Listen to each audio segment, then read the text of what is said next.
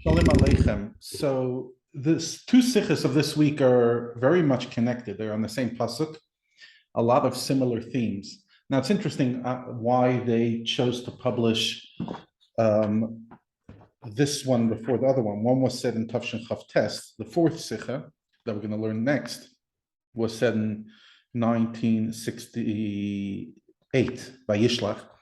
And the Devarim Gimel that we're learning now was said in Tafshin Lamed Vav, 1976 in Devarim. But it's more than that. It's not just when it was said. When basically the Rebbe would say a Sicha would be edited, and sometimes years later it would be edited and published.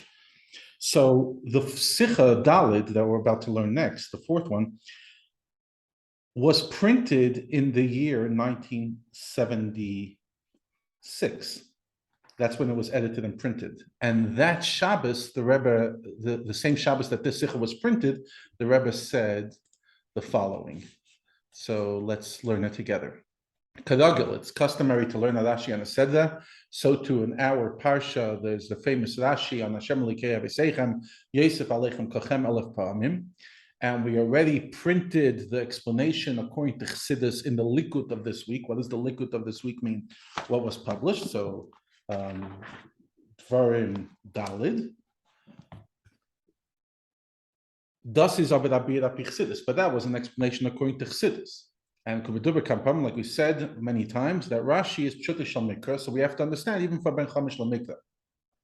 And even though in Seif Yud, that means literally in the last paragraph of the next Sicha, the last paragraph, we wrote something in Pshuta Shal Mikra.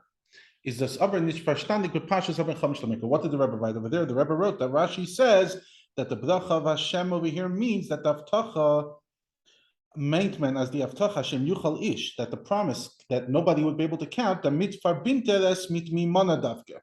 In other words, that's going to be when Mashiach comes. That was basically what the Rebbe said. But the Rebbe said, nevertheless, it's not understood to Ben Chamish Lamikah. That's Nifloi Rashi. We have to understand that's the more amazing things of Rashi. In Yonim Mufloim, that's the way the Rebbe started off Ois Yud. But we want to understand in Pshuti Shal Mikra, in simple meaning. Mizoktim Taka, we say that we tell this child that there is Soid and Drush and Remez, he also has a relationship to the other parts of Torah. Yerusha is not only when he gets bar mitzvah, the second he's born, he inherits the whole Torah. Of course, when he gets the bris shalavam avinu, that's when he gets the nevesh kedusha. And a woman, she's born as if she had a bris. Commander Mehiladamya says the Gemara in Avodah, it's as if she had a bris. So a woman, man, they both have the Torah at pretty much right when they're here. And like it says in Hilchos Talmud Torah from the Alter Rebbe, that everyone has to learn all four halakim of Torah. And if he didn't, then he has to come again in the Gilgal next time. So Take Yabol Chalke the Torah. But where do you start with a child? You start with Pshuta Shal Mikra.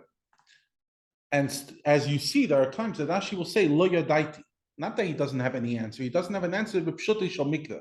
Nishter Taichas Nishtakim Birdam. It's not that there's no explanation and we have to leave it.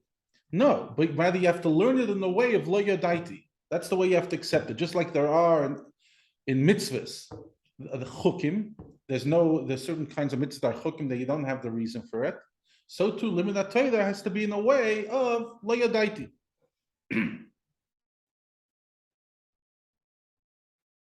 So now that I gave you the explanation, now we could go into the Sicha where the Rebbe taught us that we learned together, that we learned in Devarim Gimel, that the Maked of Rashi is from Sifriya Medrash, like it says, like we pointed out in the Likut in Devarim Dalid, the thing that we published this week.